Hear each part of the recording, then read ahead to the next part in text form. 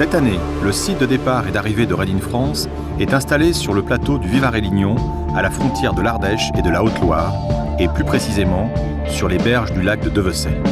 Après 2 jours de préparatifs, c'est devenu habituel. À minuit, le top départ de cette 9e édition sera donné.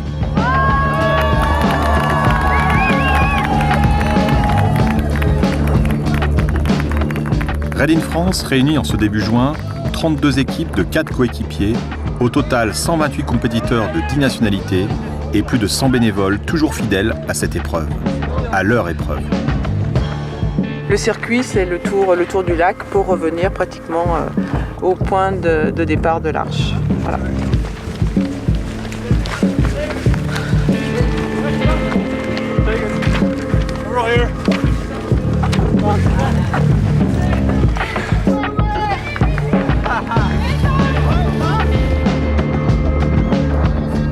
Une première cette année, un prologue en swimrun, nager et courir au plus court. Des traversées sont obligatoires pour atteindre les balises. À l'arrivée de ce prologue, attendent les caisses de transport des VTT, un double jeu de cartes et un roadbook.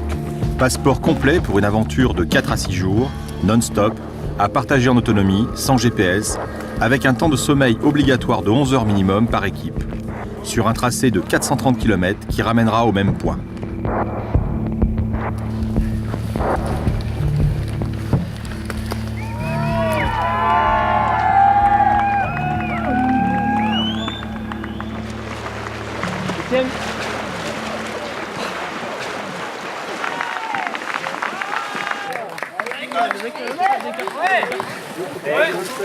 Première transition et aire d'essorage. Pour toutes les équipes, au programme, sortir les vélos des caisses, les monter. Ces caisses seront acheminées par l'organisation sur les aires de transition pour les sections VTT, 218 km cumulés.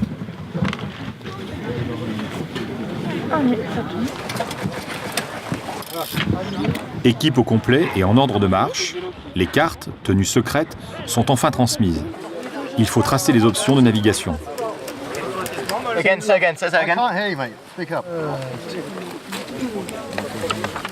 Tu prendras le passeport, Jérémy? À chacun sa méthode pour se lancer sur la première section de VTT de 58 km. Descendre progressivement du plateau, se jouer des reliefs et finir par remonter le col de l'Yerne en direction du Rhône.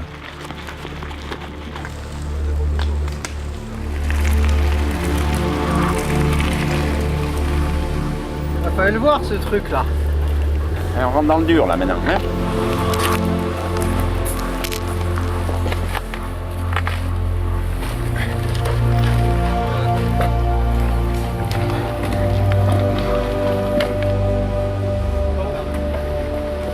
ah là, ça démarre bien.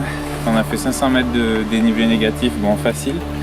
Mais là, ce premier portage, on comprend. On est dans le bain, ça y est.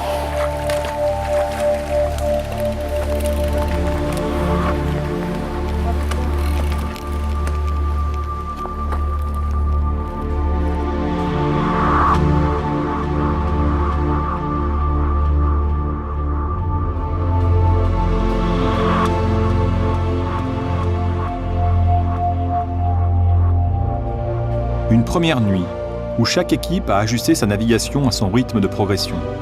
5 teams se partagent la tête, puis suit un peloton étendu et continu, qui profite d'un territoire aux humeurs et senteurs, qui varie de vallon en vallon, de forêt en forêt. Un parcours qui chemine un bon moment le long des berges de la Dunière. On a profité du premier lever du jour et on découvre l'Ardèche. C'est super beau. C'est un peu dur parce que c'est le début, quoi. Un peu quelques côtes difficiles, mais bon. On va rentrer dans le rythme et puis ça ira de mieux en mieux.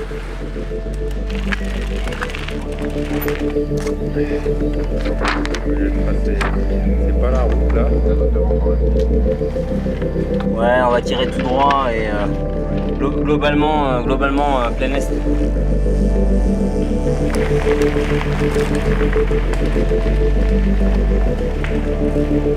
On va partir sur le petit trek de 19 km en espérant que le soleil reste, qu'il ne lâche pas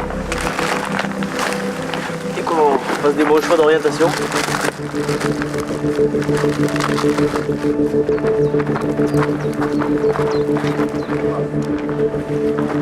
Les premières équipes sont passées avec 2 heures d'avance à la balise B6.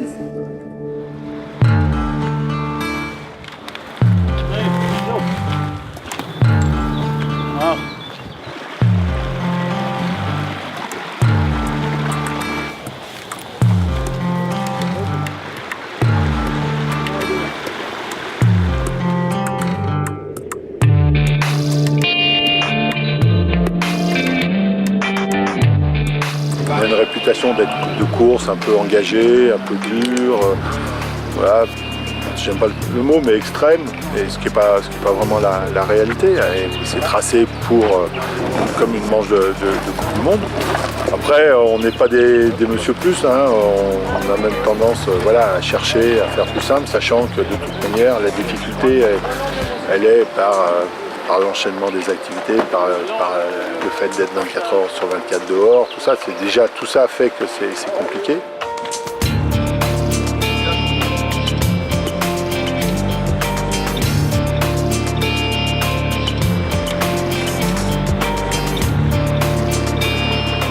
Non, c'est vrai que le coastering, là, rivière, petite marche aquatique, non, on s'éclate bien, ouais.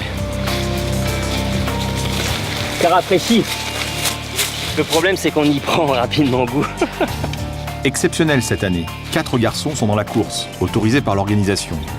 Ils ont vécu dans des équipes différentes jusqu'à la veille du départ, des désistements dus à des accidents, des blessures, des contretemps. Mais l'envie resta la plus forte de participer et bien entendu hors classement. Une équipe formée par le hasard, doublée d'une impossible préparation à la découverte fulgurante de l'autre, surtout pour l'un d'entre eux. Un jeune dont c'est la première participation à un raid long. Une décision prise seulement quelques jours avant la course, à l'heure où l'expérience à transmettre et donc à recevoir rime avec urgence. Et je sais pourquoi j'aime faire ce raid et toutes les valeurs qui tournent autour, les gens qui coopèrent. Enfin, c'est un tout qui fait que c'est un crève-cœur d'imaginer ne pas y être.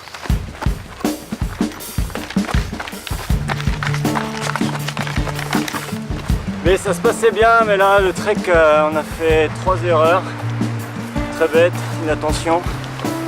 On s'est pris, à mon avis, une bonne heure sur ceux de devant. Mais bon. Alors, on a des cartes avec très peu de détails.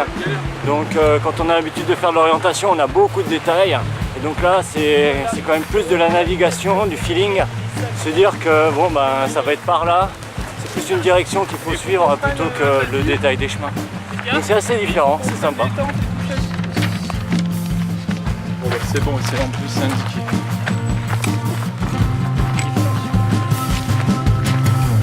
Il fallait quitter assez tôt le lit de la rivière pour atteindre le départ de la première section kayak en amont de la vallée de l'Eyrieux. Un sérieux affluent du fleuve Rhône. Certaines équipes ont tardé à le faire.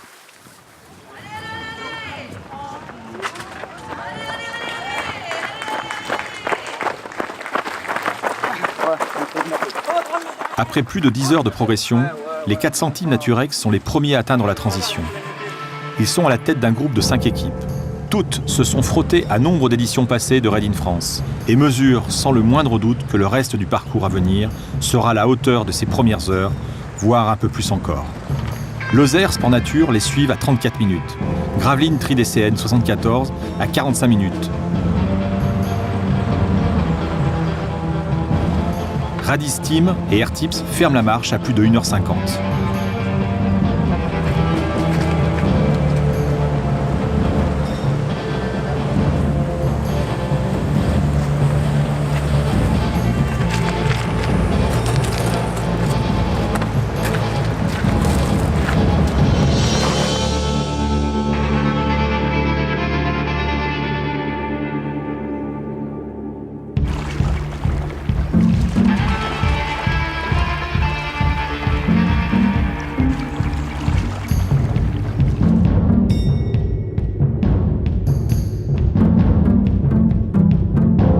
Le territoire cévenol révèle, au fil des coups de pagaie, une vallée aux multiples facettes creusée par les eaux de la rivière Eyrieux, qui, comme les coureurs, descend du lac de Devesset.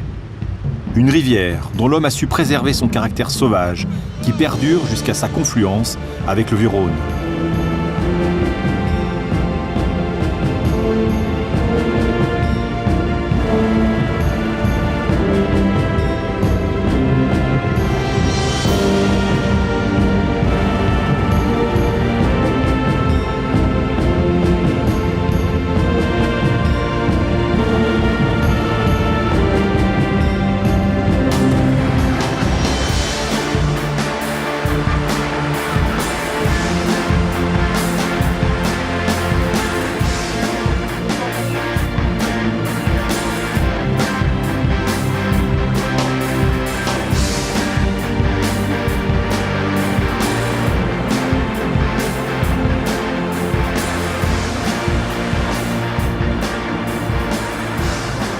Changement de dimension et l'horizon s'ouvre sur ce fleuve mythique, dont les débordements sont encore dans les mémoires pour les plus récents. Le large lit du Vieux-Rhône a été, au fil du temps, aménagé pour recevoir des crues éventuelles, au cas où, du côté du canal, les zones d'alerte sont dépassées. Il en reste des zones préservées, à l'image de ces launes, véritables havres retrouvés pour une faune et une flore qui s'y développent.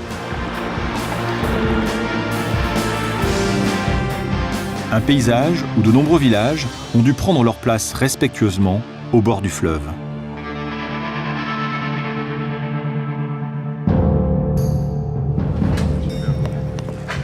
C'était sympa, la fin sur le Rhône, ça nous a surpris, c'était plus rapide qu'on pensait, ça c'était vraiment sympa, quoi.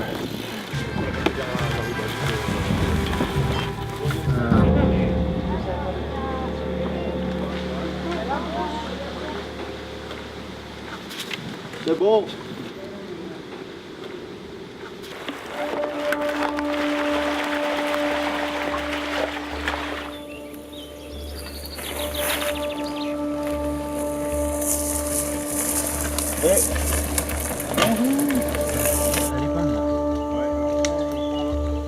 On est la jonction de la petite noire qui vaut pour celle qui est derrière là, la grosse. Par exemple.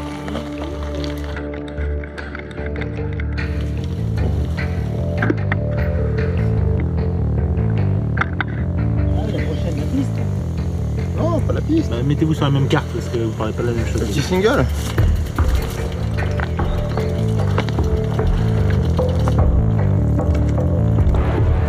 Une navigation délicate pour nombre d'équipes. Air Tips est dans la bonne moyenne. Le maillage complexe de chemins, des traverses, une végétation dense sur des reliefs peu marqués ne facilite pas l'orientation. Les meilleurs ont parcouru la section de jour en 3 heures et 9 minutes. Les moins chanceux, avec une bonne partie de progression de nuit, près de 11 heures, sommeil compris. Check. Au final, pour beaucoup d'équipes, c'est souvent bien plus de fatigue dans les jambes que les 23 km annoncés sur le roadbook. On va bientôt faire les premières 24 heures. Voilà, tout va bien. L'orientation se passe bien. Donc voilà. C'est beau les tombées de nuit, c'est beau ou fort ou particulier émotionnellement. Et, ouais, on plonge beaucoup plus loin dans la nature, plus en intimité. Et ça, c'est une dimension absolument magique qu'il y a, en particulier sur Raid in France. Nous, au petit matin, on voit des lumières apparaître, on dit tiens, c'est une maison où il y a quelqu'un qui se lève tôt ici, qui est peut-être devant son café. Et nous, on est de manière intemporelle dans notre aventure, en train de constater ça et de se dire on est dans la nature.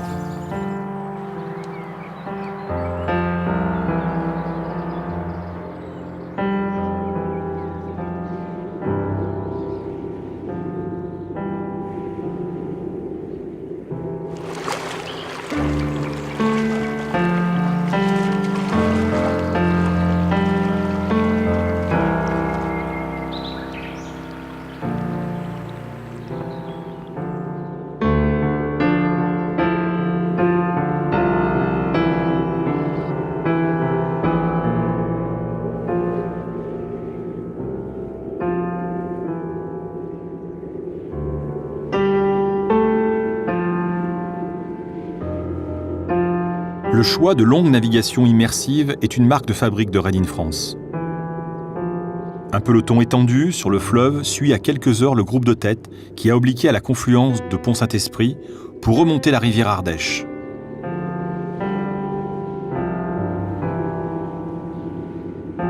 Les trois premiers, 4 centimes Naturex, Lozère Sport Nature et Gravelines DSN 74, sont sur le point d'attaquer la section Spéléo, les écarts sont faibles. Pour l'heure, c'est toujours cap plein sud sur le Vieux-Rhône. Aménagé à plusieurs endroits, les portages, heureusement roulants, se répètent à chaque barrage. La navigation est agréable, sur le Rhône c'est sympa. Les conditions sont bien. Après on va voir la remontée de l'Ardèche, ce que ça peut donner. On ne sait pas, ça va être la surprise. Un peu fatigué, mais normal quoi, je pense que c'est de l'eau de chacun, de tout le monde. Et en plus il fait à peu près beau ce matin, c'est chouette. Donc sur le premier jour et première nuit, où là déjà c'est super dur, et on se dit il reste 400 km, on a fait que 50. Et là ouais, mentalement c'est pas simple. On se dit on va pas lâcher maintenant parce que sinon on n'est pas arrivé si le mental il commence déjà à flancher. Donc là on essaie de se remobiliser et de penser à autre chose, de profiter un peu plus de l'instant. Tu veux une sardine? Ils sont orientés je crois et d'habitude ils se tiennent mieux quand même. Mais en chance Pierre.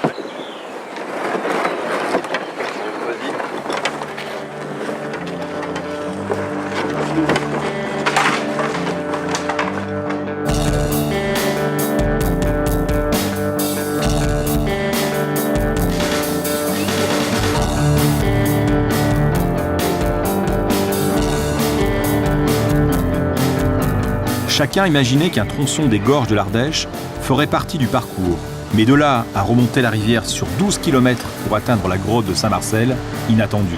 Les vieux confirmés diront plutôt habituel pour un Rallye de France. Remonter le long des berges, repérer les contre-courants. À chacun sa méthode. Il faut de toute façon affronter les forces de la rivière et du vent qui se sont conjuguées dans la matinée de ce second jour de course.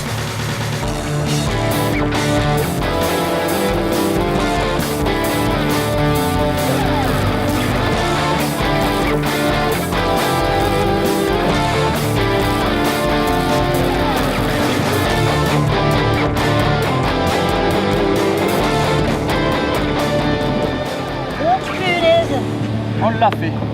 C'est fait. On le refera pas. Pas tout de suite en tout cas. Le fait de courir avec quelqu'un qui est novice, l'intérêt ou la chance, c'est ça remet les choses en perspective. Ça conforte le fait de me dire, moi j'ai aussi conscience que pour plein de raisons, que ce soit matériel, budgétaire, physique, organisation personnelle, etc., puis l'usure, peut-être les années qui passent, moi j'ai conscience qu'un jour ça s'arrêtera et pourtant j'en suis hyper passionné. Et quand tu le vois avec les yeux de quelqu'un plus jeune, d'autant plus ça te fait du bien. Donc c'est ce qui me marque. Et puis après, au-delà de ça, ça ramène aussi à nouveau un petit peu de folie, un petit peu de grain de sel joueur et comme ça, parce que tu dis, au lieu d'être des fois tous un peu trop mûrs, aseptisés, trop capitalisés sur l'expérience, des fois d'être un peu foufou et d'oser des trucs, ça fait du bien aussi. J'ai essayé de les chambrer des fois un peu par rapport à ce côté-là. Genre, allez les anciens, on se dépêche parce que là on a commencé à s'envoyer quelques vannes et c'était ce côté-là qui était bien sympa. Ouais. Entre la jeunesse et pas la vieillesse, mais l'expérience, on va dire. Et donc vulnérable, je le connais, c'est l'arrêt, je parle. Les grottes de Saint-Marcel sont ainsi l'un des plus vastes réseaux souterrains du bassin méditerranéen. Le milieu souterrain a une haute valeur patrimoniale, géologie, histoire.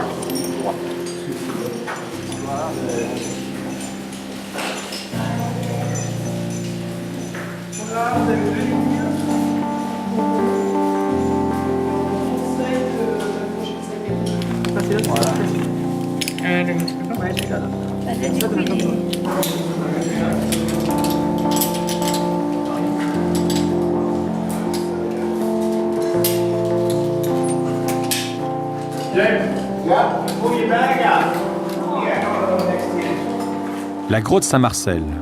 On l'appelle aussi le réseau Saint-Marcel, car si une partie spectaculaire de 600 mètres est ouverte aux touristes, sa partie non aménagée est immense et représente pas loin de 60 km de galeries, dont 18 km sont noyés. C'est l'un des plus longs réseaux souterrains français. Ce site est classé comme monument historique depuis 1934.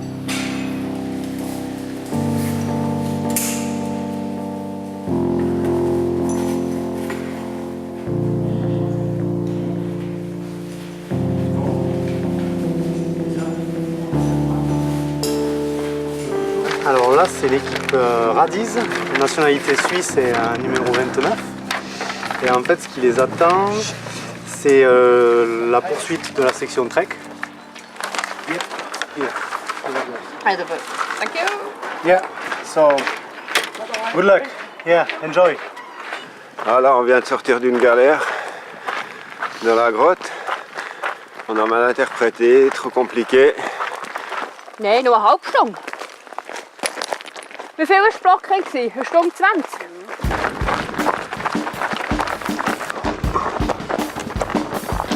Oh nein. Weißt du, ich bin nicht in France.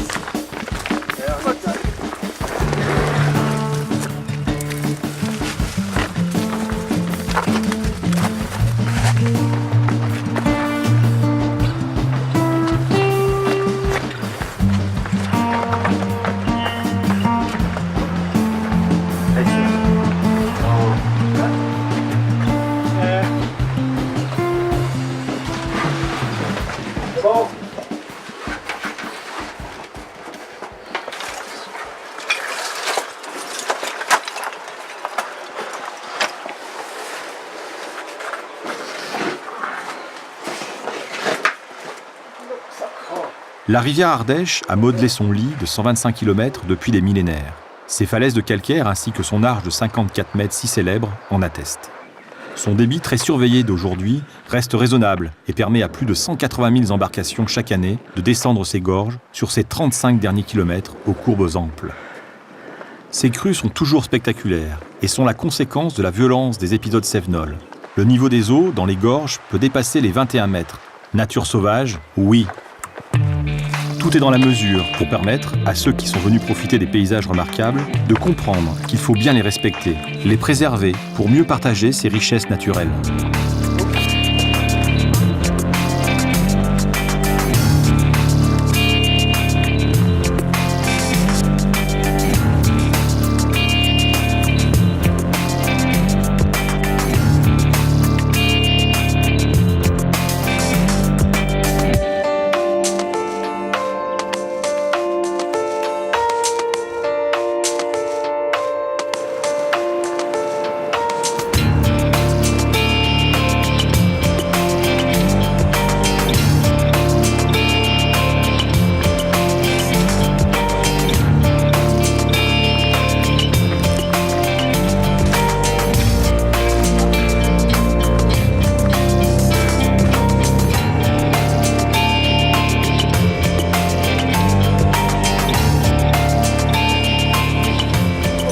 On n'aura pas froid? Alors pour descendre, non, c'est court. Ça dure pas longtemps. Et voilà.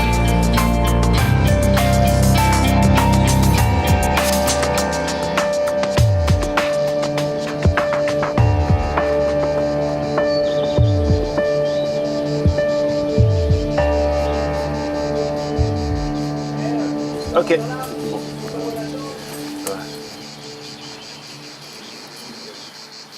Nous sommes à mi-course, et c'est l'équipe de Lozère Sport Nature qui court en tête avec une avance de moins de 10 minutes sur 4 centimes Naturex. Gravelines Tri DCN 74 fait une section trek dans un temps équivalent aux deux premiers, il pointe à 1h20. Nous sommes à la fin du trek et donc à l'approche de la cour de la mairie du village de Saint-Remez qui accueille l'ère de transition. Dans un quart d'heure, il y a la première équipe qui arrive. Voilà. Donc ceux qui ont déjà fait, qui ont Qui ont tout fait depuis le départ. C'est les meilleurs qui vont. Merde, alors moi qui voulais participer. Ouais, ça va ma foi. Petit pépin. Cheville pour moi. Les genoux pour Max, mais bon. C'est le jeu, c'est parti assez vite. Du coup, faut un peu payer. Et voilà, et là on paye. Beau parcours, on se régale bien, c'est pas lassant, c'est ce qu'on venait chercher. Et voilà.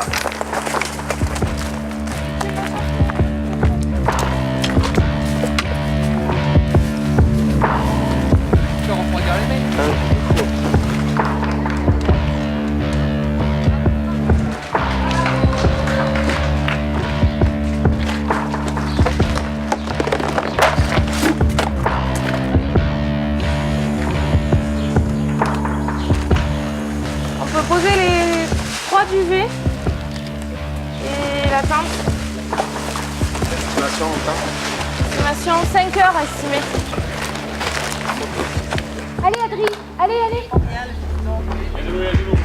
400 Naturex arrive exactement 8 minutes après Lozère Sport Nature.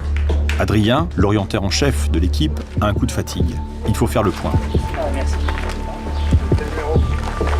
Ces 3 équipiers, dans les préparatifs de ce changement d'activité, ont bien en tête ce paramètre fondamental. L'évaluation de toute situation à chaud avec la lucidité nécessaire fait partie de l'aventure.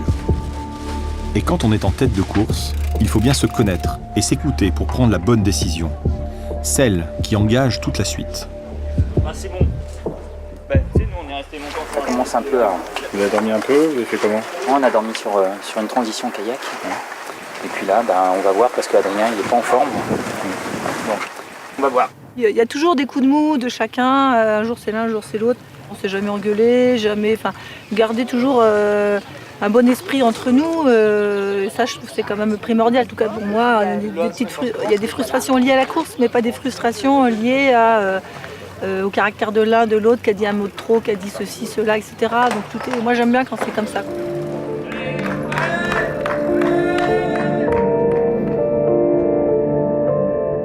Une pause de 2 heures de sommeil pour recharger les batteries sera la décision prise par l'équipe 400 Naturex. Lozère Sport Nature enchaîne. Une soirée VTT au programme, cap sur la Dent de Ré, puis la Voie Royale.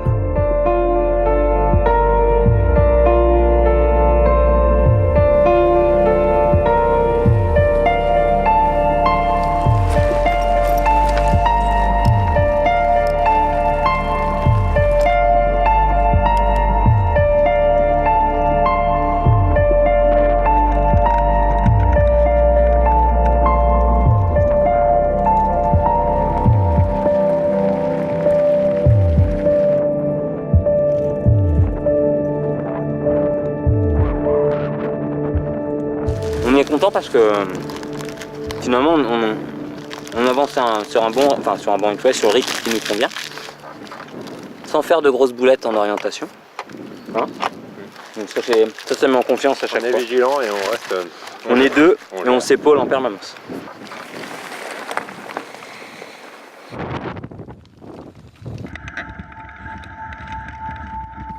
En fait, je m'étais tellement mis la pression au sens que le riff c'était quelque chose un peu insurmontable, que là de prendre du plaisir, de courir et d'être bien physiquement, au final ça s'est avéré que c'était pas du tout insurmontable et justement au contraire on a pu accélérer le rythme de plus en plus au long du raid.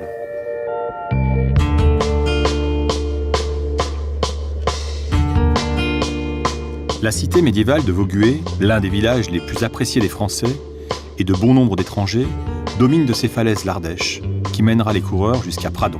Les Suisses de Radiz et Airtips, respectivement 4e et 5e, sont à près de 5 heures de la tête de course. C'est pratiquement le temps optimum estimé de la section trek à venir.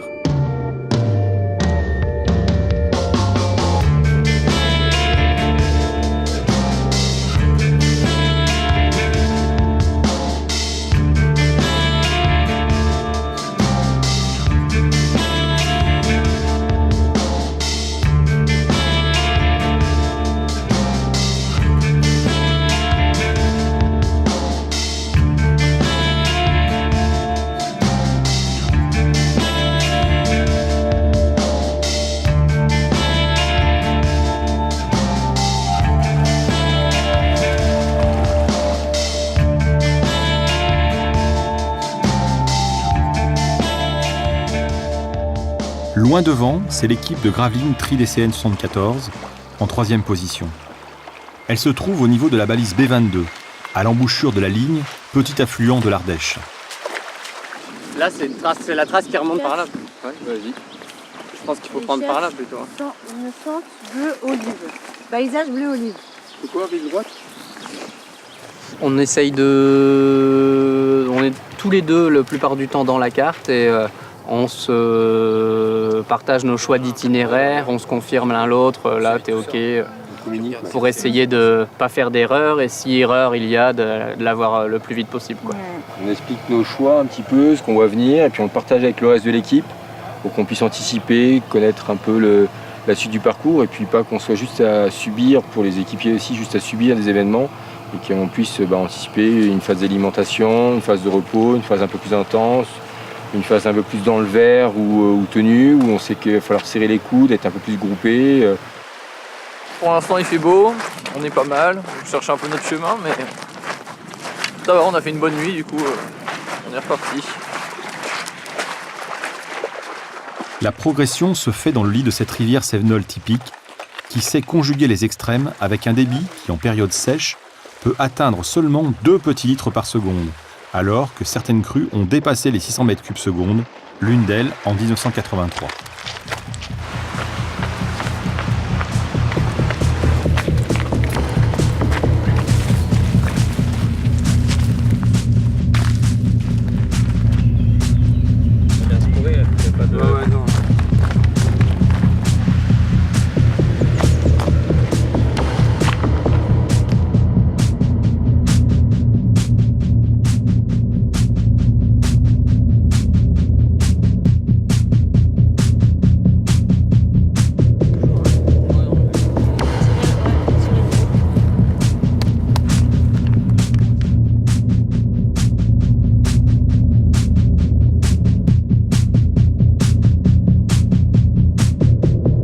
Le trio de tête joue toujours au yo-yo, pendant qu'ici, Gravelines Tri DCN 74 progresse sur le dernier tiers de cette 3e section trek.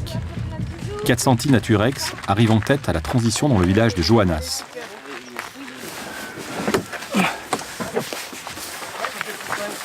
Au Portugal. Ils font le choix, à nouveau, de prendre 2 heures de repos. 30 minutes passent. Lozère Sport Nature arrive et décide de continuer.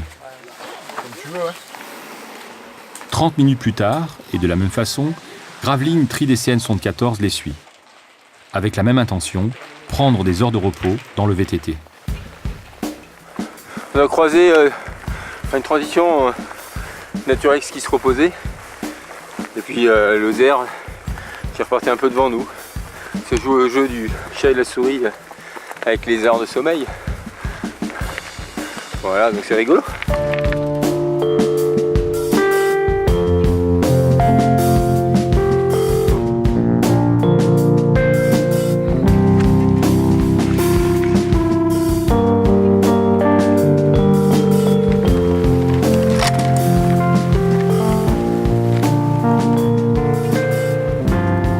Bonjour. Ouais, c'était 23.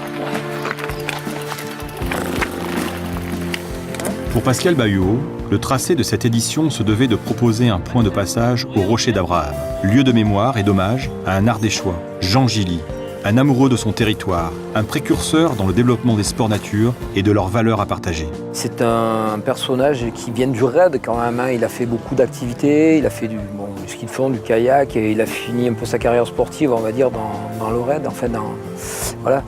Et c'est quelqu'un qui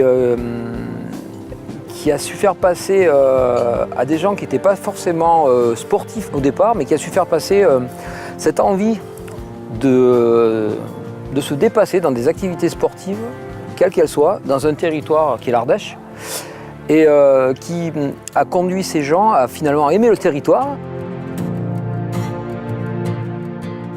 Je me souviens, c'est qu'il disait que c'était un territoire fabuleux, on pouvait tout faire.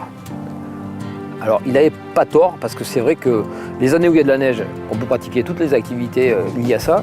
Et puis le reste du temps, évidemment, on a le soleil et on a les gorges, et puis on a d'autres territoires, hein, parce qu'il y a quand même 7 unités géologiques en Ardèche avec des composantes qui permettent de faire pas mal de choses. Et ça, c'est vraiment ce qu'il disait en priorité. En Ardèche, on peut tout faire. Voilà. j'espère que dans l'avenir, on continuera à pouvoir tout faire.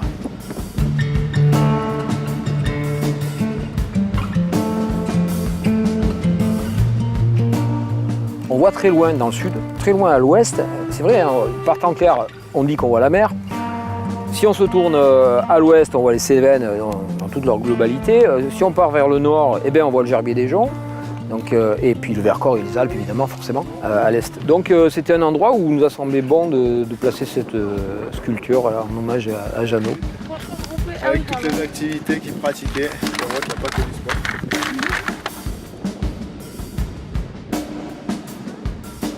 C'était quelqu'un qui était très altruiste, qui avait beaucoup de charisme, qu'on aimait pratiquement forcément.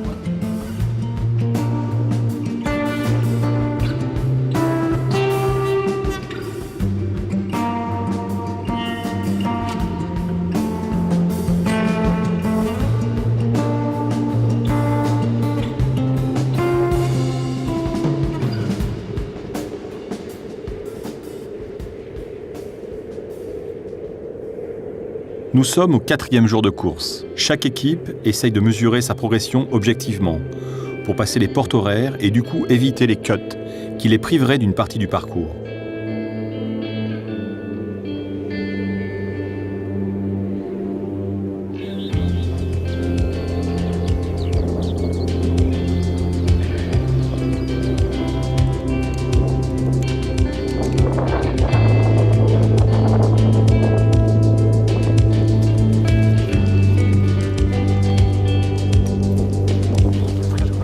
L'idée c'est de terminer, de rentrer avant la nuit. Comme ça, on commence le trek et puis on prend les 3 heures de sommeil qui nous restent à poser sur un CP au milieu du trek. Et puis ensuite, jusqu'à... On rentre à la maison ou quoi? On rentre à la maison. On va faire un peu de voile. Normalement ça devrait passer, on espère. C'est bon, Fabien?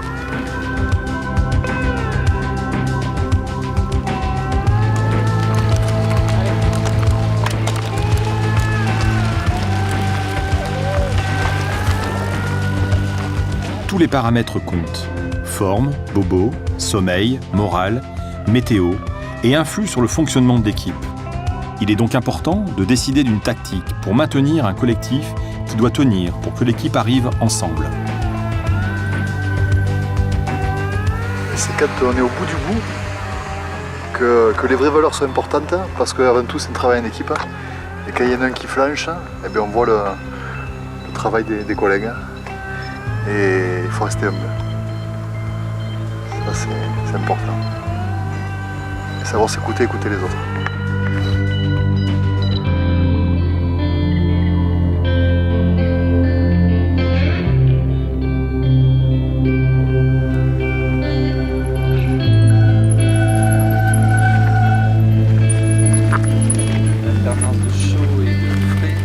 Toujours trop court les nuits, mais là on a pris le rythme, tout va bien.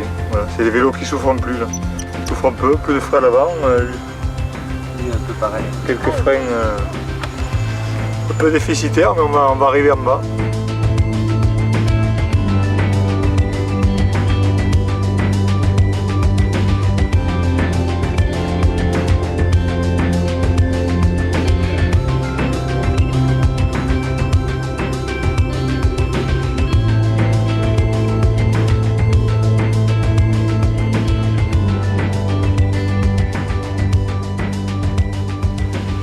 En tête de course, une bataille fait rage. Les 3 premiers sont pratiquement dans le même temps. Les écarts sont minimes et le quota des 11 heures de sommeil obligatoires, prises ou en attente, trouble la vision du classement pour les équipes. Alors, chacun estime sa position à l'aune de tous les indices glanés par-ci par-là. Souvent, l'intuition guide, car chacun connaît un peu le fonctionnement des équipes concurrentes. Il y a des hauts et des bas dans l'équipe. Des fatigues, des coups de fatigue, tout ça, donc obligé de temporiser, se reposer. Le raid long quoi.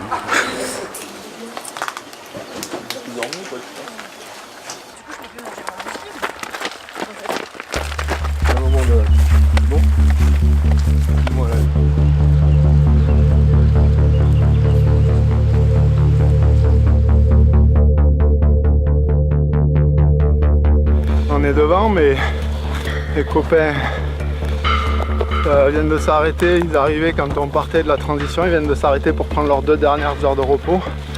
Nous, il nous reste 2 heures également. Donc ça va jouer un peu là-dessus, il va falloir être propre en orientation et pas lâcher le rythme sur ce trek. Et après, effectivement, il y a les Naturex qui sont derrière aussi, mais on ne sait pas trop combien. On ne sait pas trop dans quel état. Ils ont peut-être épuré tout leur repos. Donc voilà, toujours à la bagarre, 3 équipes. Ça va être sympa à suivre sur l'ordinateur en direct, c'est sympa aussi, mais ça fait mal. Mais bon, c'est la course, on est là pour ça. C'est des courses vraiment à gérer sur la durée. Et il faut vraiment déjà être à l'écoute de chacun de nous pour progresser ensemble au mieux. Là, c'était génial d'avoir de jouer comme ça avec les 2 autres équipes. Ça donne du piment à la course. Ah mais là aussi on est à la bagarre. Là. On sait que les autres derrière sont pas loin, ça se joue maintenant donc faut mettre tout ce qui reste. C'est que là ce sera sur ce trek. Après le VTT il fait 20 bornes. Ouais, c'est maintenant quoi. C'est maintenant. Faut pas montrer nos faiblesses aux adversaires. Alors s'ils peuvent ne pas nous apercevoir, c'est bien.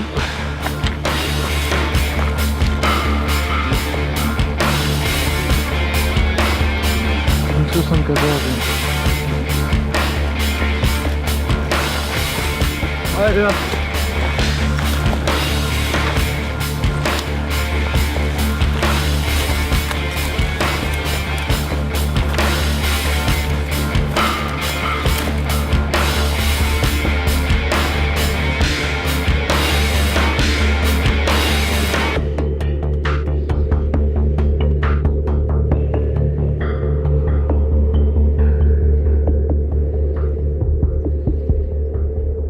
Les premiers on les a croisés, ils nous ont dit qu'ils avaient encore 2 heures à dormir. Et donc nous on les a dormis en bas, eux ils vont les dormir là-haut. Donc on va se retrouver sur les mêmes bases à très peu de temps d'intervalle. Et ensuite Naturex on leur a pas demandé et on l'a pas su mais on l'a supposé. En fait j'ai l'impression que c'est plus un sommeil imposé par les coups de barre. Mais c'est que des suppositions. Ça va que la fin est dure et qu'on va manquer d'eau. Qu'on manque déjà d'eau. Et je sais pas où on va en trouver. Donc ça risque d'être compliqué. Ça laisse présager un truc dur là. La nuit est compliquée aussi, physiquement. Il y a un hameau, il y a les peu de chances qu'ils soient habités, mais s'il y a un hameau, il y a bien. Et puis là aujourd'hui, c'est la chaleur. On peut y arriver, hein, ce truc. Nous quittons les hauts plateaux basaltiques du Haut-Vivarais et du Velay voisin, tous deux parsemés de sucs comme celui de Chalambel. Nés dans le même âge géologique, ces sucs proviennent de laves visqueuses qui se sont figées en place dans la bouche de certains volcans. L'érosion a fait son œuvre et nous laisse découvrir ces pitons ou dômes de basalte si caractéristiques dans le paysage. À ce dernier CP, avant la transition de la section VTT finale, les premiers arrivés sont Lozère Sport Nature. Ils prennent leurs 2 heures de repos obligatoires restants. Les compteurs passeront à 0 à leur départ effectif du CP. Un sommeil léger, donc, jusqu'au départ. Leurs poursuivants vont-ils passer? La tension est certaine.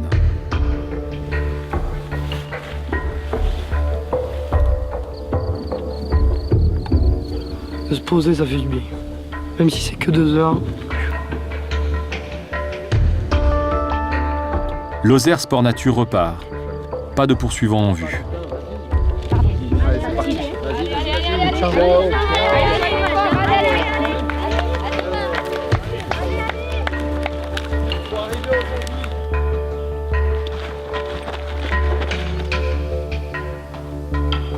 C'est finalement 40 minutes plus tard que Gravelines Trédécéenne 74 passe le CP. Bon, ça va, c'était pas facile. Une grande coupe à travers une forêt de hêtres ou je sais pas quoi. Sans végétation basse, c'était sympa. Mais c'était long. Vous arrivez en courant, c'est formidable. Non, mais on prend l'autre. On prend à droite, on prend Soulage. Ça fait plaisir. On on joue. Non, c'est essayer de faire des choix astucieux, être intelligent en course, voilà, bien solidaire. Et on verra, donner notre max. Puis une fois qu'on aura fait ça, on verra. On aura la réponse. L'équipe 400i Naturex souffre, mais se maintient.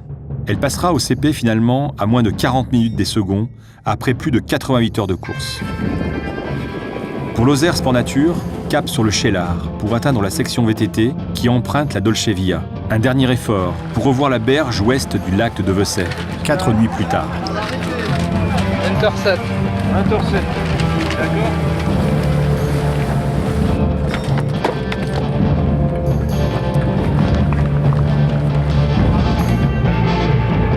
Bon courage.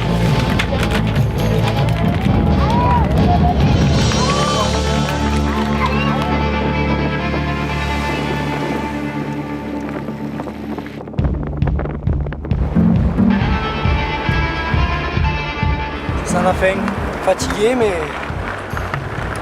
comme on est devant, ça donne un peu de force en plus. On va essayer de rester devant jusqu'au bout.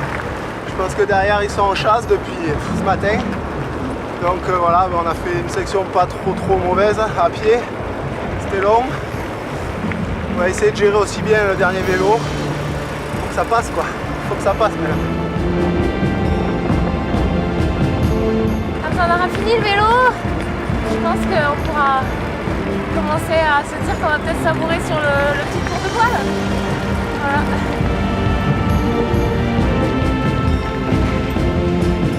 Après 94 heures, Lozère Sport Nature s'engage pour cette dernière section de la 10e édition de ce Raid in France 2017 et met le cap sur les bouées de l'arrivée.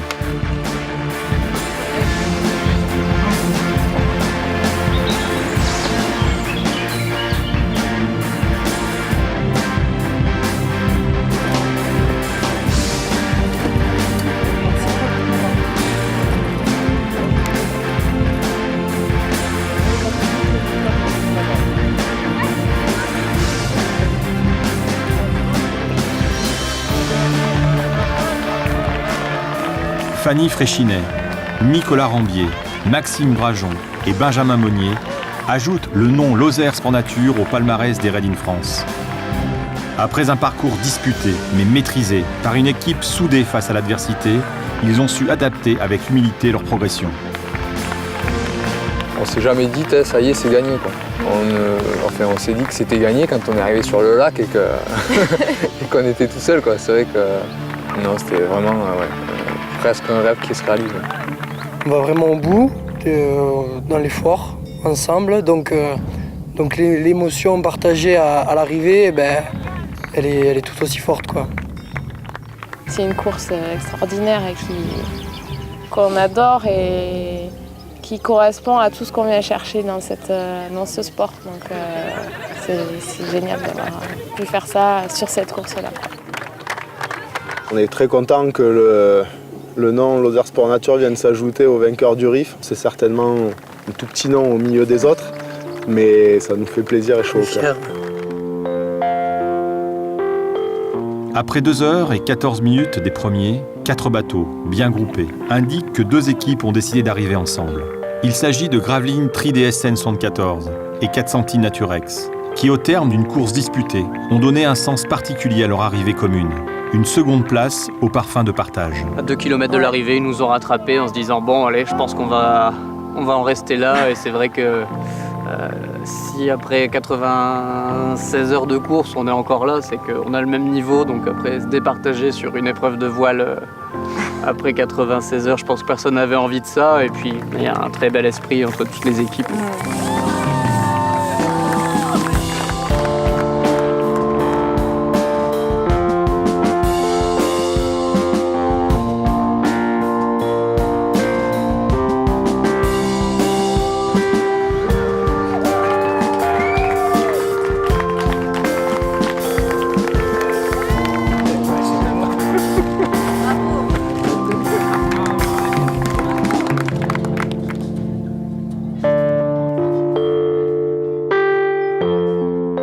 attendu la 9e édition et personnellement c'est la première fois qu'enfin on boucle le parcours.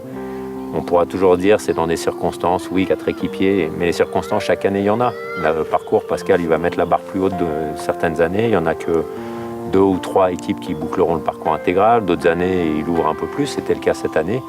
Il n'empêche que c'est une vraie fierté d'avoir enfin, au bout de 9 éditions, réussi à boucler le parcours. Je ne vais pas m'arrêter là-dessus, c'est sûr. Mais simplement, moi ça m'a valu, je suis pas très émotif, j'ai rarement des petites montées de larmes ou quelque chose comme ça, mais hier, après la ligne d'arrivée, il y a un moment où, en me baissant sur mon sac, en récupérant un KOM, je me suis dit, voilà, il y a quelque chose qui vient et ça m'a touché, ça a traduit combien c'était quelque chose de très fort. Quand on passe en fait la ligne d'arrivée, c'est au début on se rend pas forcément compte. Enfin, c'est quand même un peu un exploit, donc on est super heureux, on profite de l'instant présent, de la bouteille de champagne ou des choses comme ça. On félicite ses coéquipiers, on les remercie pour tout ce qu'ils nous ont apporté. Et là, d'un coup, il y a un truc qui monte et qui ne s'arrête pas. Et là, d'un coup, tout ressort.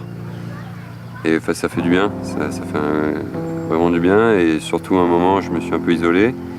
Et là, du coup, il y a 1 ou 2 journalistes qui sont venus me parler, me poser 2-3 questions. Et c'est à ce moment-là que un peu tout est monté. On pense vraiment d'un coup au bon moment qu'on a passé sur le raid, quoi. Et c'est ça qui est magique.